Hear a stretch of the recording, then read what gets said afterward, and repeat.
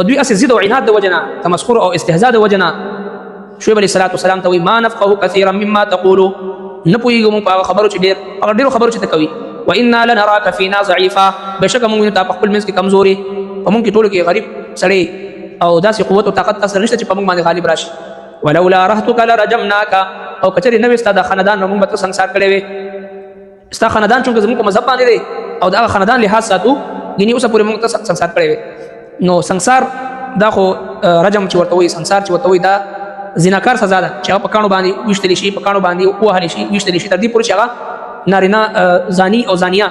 زناکار سړي او زناکار ښځه چې کوم شادي شوده وي د هغې سزا ده او دوی د شعیب علیه السلام په شانتي جلیل القدر پیغمبر ته دا خبره کوي چې کچرې ستا د قوم او خاندان خلک نه وي نو موږ به ته سنګسار کړی وي وما انت علینا بعزیز او نه ته په موږ باندې غالب نو معلومه شوه چې کله داعی الله د الله دین طرف ته خلک رابلي عقیده توحید بیانوي رسالت بیانوي د کفر او د شرک مقابله څوک کوي نو د هغه خلاف هر قسمه الزامات او تهمتونه دا لګېدی شي موږ او تاسو د قرآن کریم سوره عصر بار بار لولو چې هر انسان په خساره کې دی سوای د هغه چا نه څلور کسانو استثناء الله رب کائنات فرمایلی دی هغه څوک دی چا چې ایمان وروړو او نیک عمل وکړو نو ایمان او نیک عمل کافي نه دی ایمان او نیک عمل سره سره د دې امت هر فرد د دې خبرې مسؤل دی چې دی به امر بالمعروف او نهي عن المنکر به کوي د خپل وس مطابق نو امر بالمعروف نهي عن المنکر په دې امت باندې من حيث الامت دا فرض دی دینه څوک مستثنا نه دی یو سړی په دې نشي خلاصېدی چې یاره ما خو خپل مونځ او دس کوو زما په مخ کې چېرته بدکاري کېدله زنا کېدله شراب کېدله هر څه کېدله هغه ته چې دی اوف ونه کړي دې په دې باندې نه خلاصېږي بلکې من رأى منکم منکرا فليغير بيده فإن لم يستطع فبلسانه وإن لم يستطع فبقلبه وذلك أضعف الإيمان دا موږ تاسو الله رب العالمین مسؤول ګرځولی چې دا شی به منې کوو هغه جدا خبره ده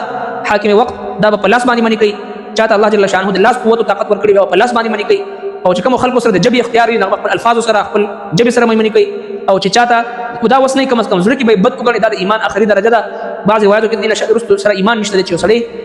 بد ونه ګڼي ګناه ونه ګڼي دغه سره ایمان نشته دی نو لهذا وتواصوا بالحق وتواصوا بالصبر تواصي بالحق او تواصي بالصبر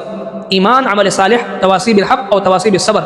دا څلور صفات چې کوم خلکو کې چې وي فرمایي چې دی کامیاب دی دین علاوه ان الانسان لفی خسر ټول انسانان په خساره کې دي سوای دي څلورو کسانو نه تواصي بالحق چې کې د حق وصیت کې د حق تلقین کې خلک د شرک نه د کفر نه منې کې یقینا پتا باندې تهمتونه الزامات سازشونه دا به ستا خلاف کېږي نو که یو سړی دا وایي چې یاره ما ته چې دی کافر هم ښه وایي او مشرک هم راته ښه وایي او مؤمن هم راته ښه وایي ټول زما تعریف نه کوي او څوک هم مانه نه ده خفه نو دا منافق دی چې کوم سړی په عقیده توحید باندې توحید او سنت باندې کلک ولاړ وي دا مخالفت به هم کېږي دا خلاف سازش به هم کېږي او دغه خلاف مکر و فریب به هم چلېږي څوک به یې ښه وایي څوک به یې بد وایي څوک به یې تسلیموي او څوک به یې نه تسلیموي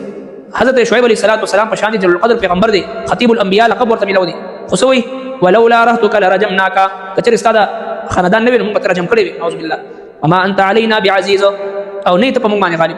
حضرت شعیب علیه السلام نه الله رب کائنات تپوس وکړو زما محبوب پیغمبر تا دومره جړاګانې ته ولې کې زما په حضور کې دومره ولې جاړي زما د عذاب د یاري نه که زما د جنت په شوق کې جاړي نو حضرت شعیب علیه السلام ورته فرمایي عرض کوي زما محبوب ربه زه ستا په حضور کې ځکه جاړم چې کله په ورځ د محشر ستا په وړاندې زه پیش کړی شم نو په دې وخت کې به زما څه حالت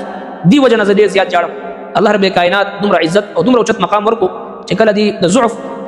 د بوډاوالي عمر ته ورسېدو الله رب کائنات حضرت موسی کلیم الله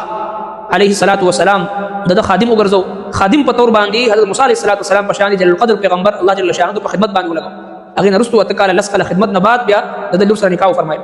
نو لهذا دومره اوچت مقام الله جل شانه ته په آخري عمر کې ورکړ شعیب علیه السلام ټوله ورځ به د عبادت په حالت کې تېرو ټوله شپه ټوله ورځ هغه د دعوت الى التوحید دې دپاره به وقف کړی چې خلک به د الله دین طرف ته رابلل او ټوله شپه د عبادت په حالت کې به تېرو نو ورته فرمایي قال دو یا قوم یا زما قومه ارهطي اعز علیکم ایا زما خاندان زیات زورور دی په تاسو من الله د الله نه واتخذتموه او تاسو ګرځولي دی هغه دی وراءکم ظهریا رسو شاګان خپلونه ان ربي بما تعملون محيط بشک زما رب هغه څه تاسو کوئ حضرت شعیب علی نبینا وعلیه الصلاة والسلام واقعه را روانه وه مخکې آیتونو مبارکونه د حضرت شعیب علیه السلام د قوم د طرف نه د دعوت په نتیجه کې اگر چې ډېر نامناسب جواب مخې ته راغی خو د هغې باوجود حضرت شعیب علیه السلام په ډېر ښایسته او ښکلې د حکمت نه ډک انداز سره خپل درد دل ورته مخ ته کېښودو چې تاسو د خپل رب په حضور کې استغفار وکئ توبه وباسي زما رب چې ډېر زیات بخون کی او ډېر زیات محبت کوونکی ذات دی. نو بیا د قوم د طرف نه دا جوابونه چې کوم د آیت مبارکو کې ذکر دی دا مخې ته راغلي چې حضرت شعیب علیه السلام په شانتي فصیح او بلیغ چې خطیب الانبیاء ورته ویل شي چې ډېر بهترین خطیب په ډېر ښایسته انداز سره به خپل مدعا دا به بیانو او په ډېر فصاحت او بلاغت سره به او ډېر شیرین او ښایسته گفتگو به یې فرمایل او د هغې باوجود دغه بې ضمیر قوم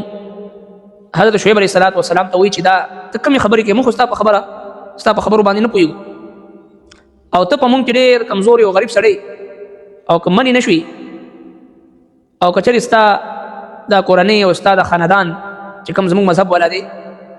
نو که دا نه وي نو موږ به تا ته د سنګسار سزا درکړی وې سنګسار کړی مې وې او ته په موږ باندې غالب نه یي. د دې په جواب کې هم حضرت شعیب علیه السلام بیا ورته دعوت فکر ورکوي چې ای زما قومه ایا تاسو زما د خاندان نه دومره سترګې سوځي او دونه تې یره محسوسوئ او زما د خاندان لحاظ ساتئ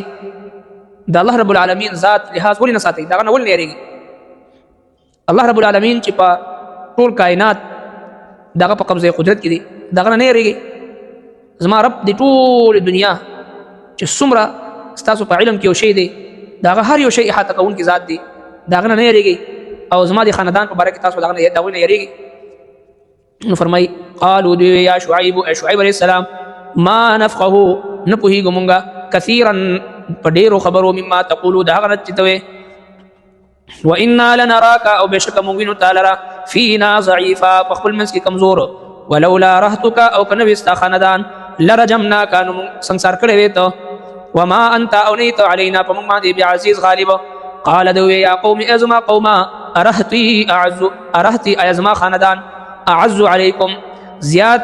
زورور دی په تاسو باندې من الله د الله نه واتخذتموه او تاسو غرزولی دی هغه وراءکم ظهریا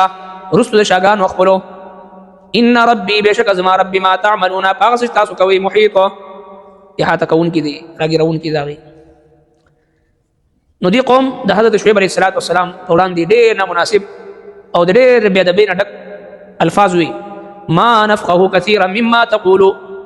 موږ نه پوهېږو د ډېرو خبرونه چې ته کې لګیایي. حضرت شعیب علیه السلام څه داسې خبرې نه ده کړې چې دوی پرې نه پوهېدل هم د دوی خپل مادري او قومي او علاقایي ژبه کې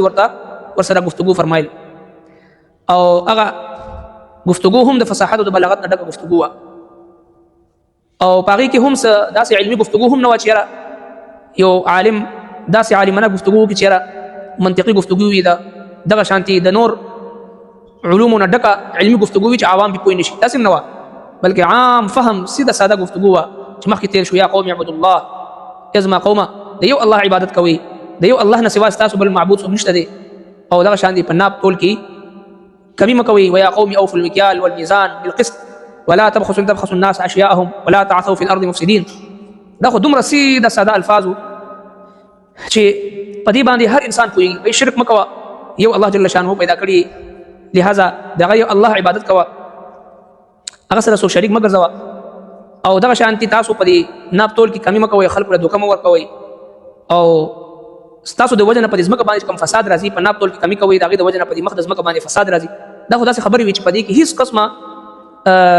مشکل الفاظ یا سخت او علمي گفتگو پکې نه وه